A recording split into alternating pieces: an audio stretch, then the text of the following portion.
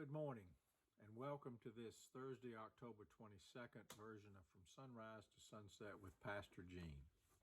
We will continue looking at the Passion narrative in just a moment, but I want to begin this day by reading you the words of a hymn that was written in 1630 by Johann Hermann.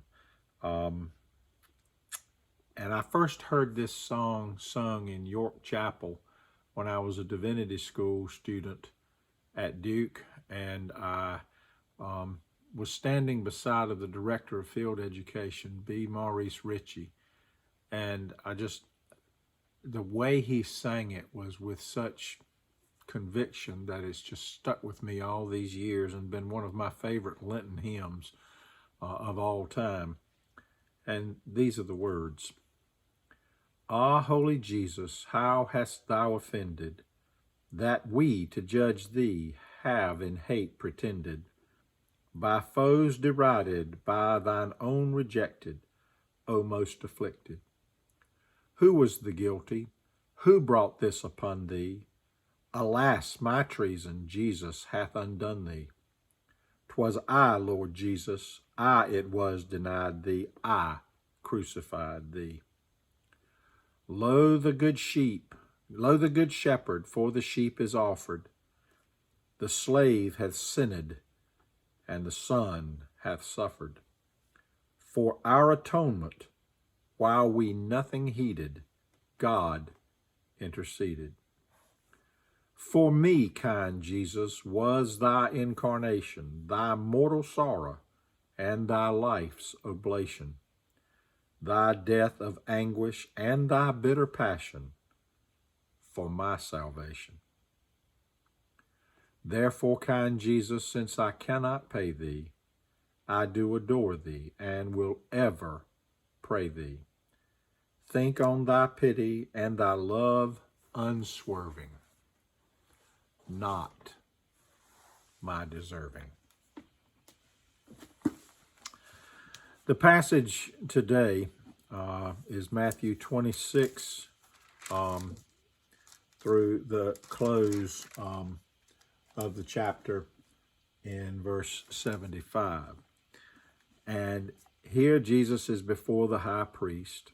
Peter's following at a distance, kind of watching all this stuff that's going on.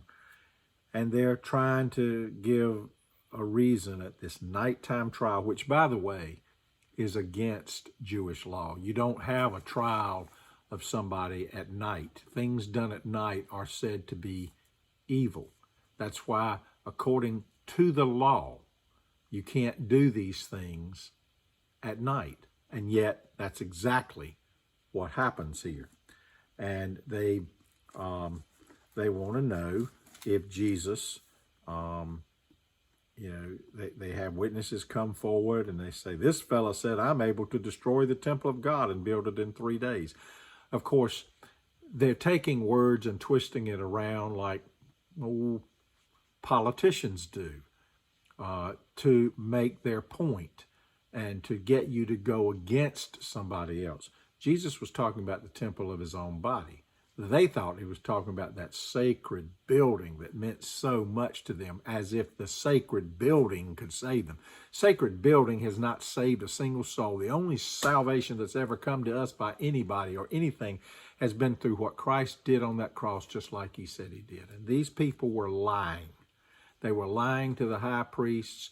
They may have been puppets set up just to say what they wanted them to say. Anyway, they end up accomplishing this evil task at night. And Jesus just says, you've heard what was said. And he said, from now on, because of what's happening, from now on you will see the Son of Man seated at the right hand of power and coming in the clouds of heaven. And at that point, the high priest gets so angry that he tore his clothes and he said, we've heard his blasphemy. Let's get rid of him. Can you imagine people of faith acting with such hatred? Hard to imagine, isn't it? Then, of course, we have the story that closes the chapter where Peter gets asked 3 times if he knew Jesus. And true to form, Jesus knew exactly what he was talking about, and before dawn, before the cock crowed twice, he betrayed 3 times. He betrayed him. It's very telling, the very last verse of chapter 26. Peter went out and wept bitterly. Sometimes when I hear this hymn that I first heard years ago during Lent,